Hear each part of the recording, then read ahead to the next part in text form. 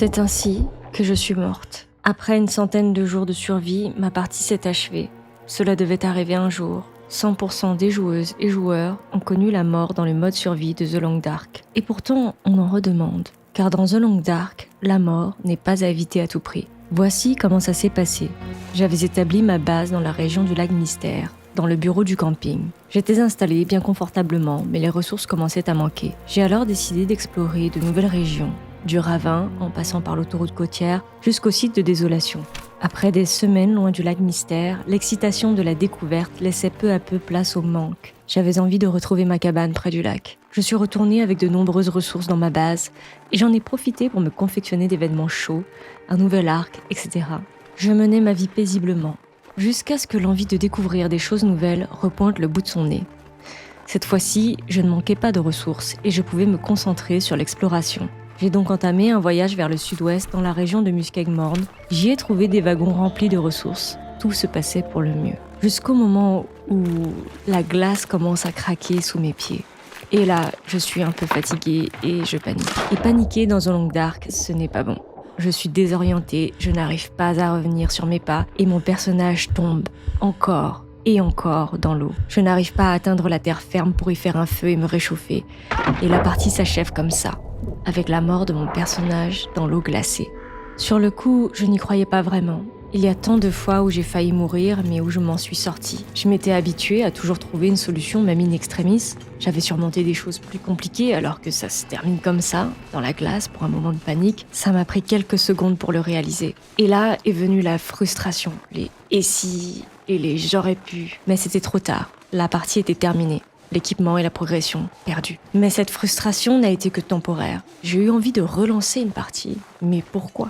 Eh bien, parce que The Long Dark est un jeu apocalyptique pas comme les autres et que la mort n'est pas à éviter à tout prix. Au centre de la philosophie du jeu se trouve l'apprentissage et l'humilité. Je parle d'apprentissage car dans le mode survie de The Long Dark, il n'y a pas de tuto. On doit apprendre par soi-même les règles du jeu. On commence par les bases, trouver de la nourriture et de l'eau, faire du feu pour se réchauffer, etc. On se familiarise avec les ressources qu'on peut trouver, la mécanique de fouille. On explore les environs pour en dresser la carte. Et on comprend les risques auxquels on est exposé. On peut se blesser en sautant d'un peu trop haut ou si on porte trop d'affaires. On peut se perdre en cas de mauvaises conditions météorologiques. Vous l'aurez compris, il y a beaucoup de façons de mourir dans l'environnement hostile de The Long Dark. Mais avec le temps, on devient meilleur. On commence à se repérer de mieux en mieux dans les lieux. On sait comment réagir et anticiper, comment maîtriser notre quantité de nourriture, etc. Chaque mort est une leçon et une opportunité de faire mieux. On réussit à survivre de plus en plus longtemps et ça nous satisfait. C'est intéressant car la récompense ne se trouve pas à l'intérieur du jeu. On n'a pas un coffre qui se débloque car on a joué 5 fois. On est juste heureux d'avoir appris. La récompense, c'est pouvoir se balader un peu plus longtemps dans les paysages enneigés, de pouvoir profiter de moments de tranquillité et de contemplation une fois les mécaniques maîtrisées. Et c'est en ça que The Long Dark se distingue d'autres jeux apocalyptiques où des zombies viennent casser votre porte par exemple. Dans The Long Dark, vous êtes libre de décider de ce que vous allez faire, d'établir vos priorités. Il n'y a pas une bonne façon de jouer ni d'objectif précis à part la survie. Si vous avez des ressources, vous pouvez très bien passer quelques jours dans votre cabane à confectionner des vêtements, un nouvel arc. Moi, j'ai de super souvenirs au bureau de camping où je passais ma journée à attraper des poissons, puis je les cuisinais le soir tout en lisant un livre pour augmenter les compétences de mon personnage. J'ai aussi passé pas mal de temps dans le phare du site de désolation et j'adorais monter tout en haut pour regarder le paysage, m'imaginer les histoires de ce phare et de la région. Quand on explore une zone et qu'on découvre des lieux d'intérêt, on découvre aussi une histoire grâce à la narration environnementale. Dans la conserverie du site de désolation, j'imagine des personnes travailler et discuter. Dans les maisons, vous retrouvez des photos, des chaises retournées qui montrent que les habitants ont fui dans la précipitation. C'est un sentiment assez étrange, un peu doux amer, car on trouve dans ces habitations abandonnées des ressources très utiles à notre survie, mais ayant appartenu à d'autres personnes.